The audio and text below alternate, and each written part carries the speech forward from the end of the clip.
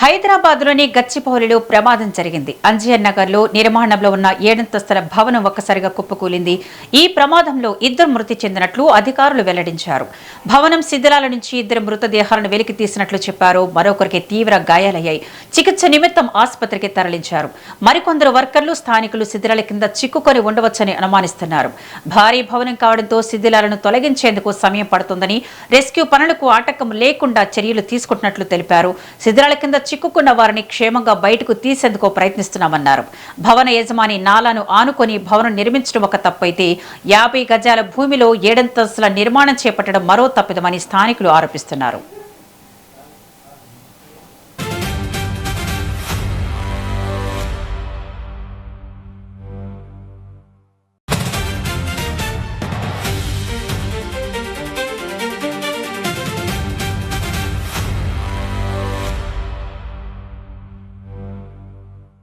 గచ్చిబౌలి అంజయ్ నగర్ లో అక్రమ నిర్మాణాలపై హైడ్రా కమిషనర్ రంగనాథ్ సంచలన వ్యాఖ్యలు చేశారు. అంజయ్ నగర్ లో అక్రమంగా నిర్మించిన భవనాలన్నింటినీ తొలగిస్తామని స్పష్టం చేశారు. అక్రమ నిర్మాణాల విషయంలో ఎవరిని ఉపేక్షించబోమన్నారు. 50 గజాల స్థలాల్లో భవనాలు నిర్మించి హాస్టల్గా నిర్వహిస్తున్నారని తెలిపారు. సాజిద్ అనే వ్యక్తి ఇల్లు నిర్మించి విక్రయిస్తున్నట్లు ఆరోపణలు ఉన్నాయని రంగనాథ్ పేర్కొన్నారు. ప్రస్తుతం బిల్డర్ సాజిద్ పరారీలో ఉన్నట్లు వెల్లడించారు. అక్రమ నిర్మాణాలపై చర్యలు కొనసాగుతాయని హైడ్రా కమిషనర్ స్పష్టం చేశారు. ఇక దీనిపై మరింత సమాచారాన్ని మా ప్రతినిధి అక్రమ్ అందిస్తారు. అక్రమ్, చెప్పండి, గచ్చిబౌలిలో జరిగిన ఈ ఘటనకు సంబంధించి హైడ్రా కమిషనర్ కూడా స్పందించారు. డీటెయిల్స్ ఏంటి?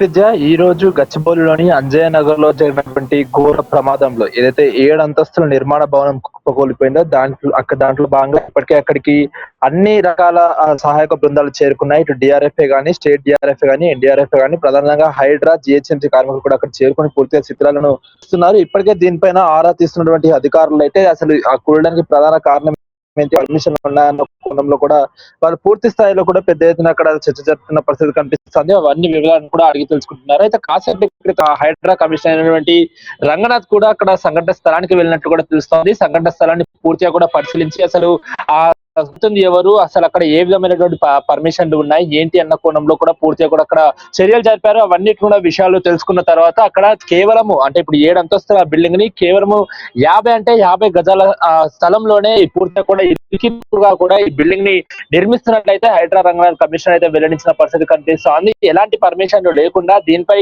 గతంలో అధికారులు దీనిపై కంప్లైంట్ చేసి పూర్తిగా పనులు ఆపివేయాలని చెప్పినప్పటికీ కూడా మళ్ళీ అక్కడ ఉన్నటువంటి స్థానిక అధికారులను ఇతను ఎవరైతే ఇప్పుడు అక్కడ నిర్మిస్తున్నటువంటి నిందితుడు సాజిద్ ఉన్నాడో ఆ సాజిద్ స్థానికంగా మేనేజ్ చేసి త్వరగా కూడా అధికారుల దృష్టికి వెళ్ళక ముందే పూర్తిగా బిల్డింగ్ ని ఫినిష్ చేద్దామన్న నేపథ్యంలో దాన్ని నిర్మించే తెలుస్తుంది. అయితే ఈ 7 అంతస్తుల బిల్డింగ్ కూలిపోవడమే కాకుండా కూలిపోయినప్పుడు పక్కనే ఉన్నటువంటి మరో బిల్డింగ్ పైన కూడా పడినట్లు కూడా తెలుస్తుంది. సో అది కూడా దాదాపు పక్కన బిల్డింగ్ సుమారు 50% డ్యామేజ్ అయినట్లు కూడా హైడ్రా అధికారి రంగనాథ్ అయితే చెప్తున్న పరిస్థితి కనిపిస్తుంది. అటు పడంగానే ఆ భారీ శబ్దాలు అవన్నీ కూడా చూసి ఒక్కసారి కూడా భయాందోళనకు గురైనటువంటి ఆ ఇతర ప్రజలు అక్కడ నుండి కూడా పక్కన అయిపోయారు. ఎందుకంటే ఇప్పుడు ఈ అంజయ్ నగర్ లో ఉన్న ఈ నిర్మాణ భవనం ఏదైతే ఉంటుందో దీని చుట్టుపక్కల ఉన్నటువంటి అన్ని భవనాలు కూడా ప్రైవేట్ హాస్టల్స్ కు అంటే పేయింగ్ గెస్ట్ లకు సంబంధించినటువంటి హాస్టల్స్ గా కూడా గుర్తించారు.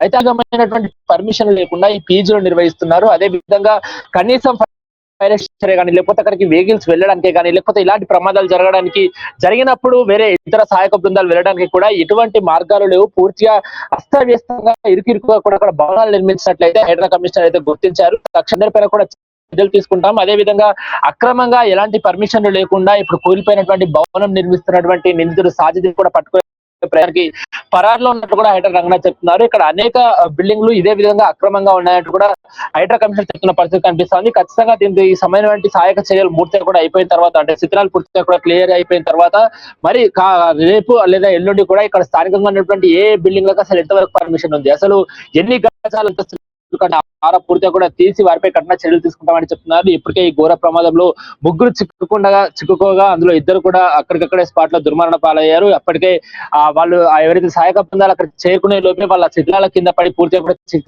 కనిపిస్తోంది. వాళ్ళని బయటికి తీసి వారి మృతదేహాలను స్థానికంగా ఉన్నటువంటి ప్రభుత్వ ఆసుపత్రికి కూడా చేరవేశారు. ఇప్పటికే వాళ్ళకి పోస్ట్ మార్టం కూడా రేపు జరిగే అవకాశం ఉంది. ఇప్పటికే వాళ్ళ కుటుంబ సభ్యులకు కూడా సమాచారం అందించారు. కేవలము అధికారుల దృష్టికి వెళ్లకుండా, ఎందుకంటే దీనికి ఎలాంటి పర్మిషన్ లేవు కాబట్టి ఏ అధికారి వచ్చి పనులను ఆపేస్తాడో తెలియదు కాబట్టి వీలైనంత తొందరగా అధికారులకు తెలియకుండా ఈ నిర్మాణాలని ఫినిష్ చేద్దామనే ఒక నేపథ్యంలో చేసినటువంటి ప్రయత్నంలో జరిగిన ప్రమాదంగా కూడా ఇప్పుడు అక్కడ స్థానికంగా ఉన్నటువంటి హైడ్రా అధికారులుగా అంచనా వేశారు. ఇంకా కూడా చిత్రాలను క్లియర్ చేసే పనులు అయితే ఉన్నారు. అదే విధంగా ఇలాంటి అసలు నాణ్యత లేని బిల్డింగ్స్ కానీ లేకపోతే బిల్డింగ్స్ ఇంకేవే ఉన్నాయన్న కోణంలో కూడా అధికారులు ప్రత్యేక దృష్టి పెట్టారని అయితే చెప్పొచ్చు విద్య.